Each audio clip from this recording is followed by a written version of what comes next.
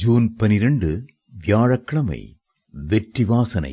ரட்சிக்கப்படுகிறவர்களுக்குள்ளேயும் கெட்டுப் போகிறவர்களுக்குள்ளேயும் நாங்கள் தேவனுக்கு கிறிஸ்துவின் நற்கந்தமாயிருக்கிறோம். 2 கொரிந்தியர் 2:15. நாம் கர்த்தருக்கு நற்கந்தங்களாகவும் அவருக்காக வாசனை வீசும்படி அழைக்கப்பட்டவர்களாகவும் இருக்கிறோம். மேலே சொல்லப்பட்ட வசனம் கத்தோலிக்க வேதாகமத்தில் கிறிஸ்துவுக்குள் வாழும் எங்களை எப்பொழுதும் கிறிஸ்துவின் வெற்றி பவனியில் பங்கு பெறச் செய்து தம்மை பற்றிய அறிவின் மூலமாக எங்கள் வழியாக நறுமணம் பரவச் செய்யும் கடவுளுக்கு நன்றி என்று எழுதப்பட்டுள்ளது.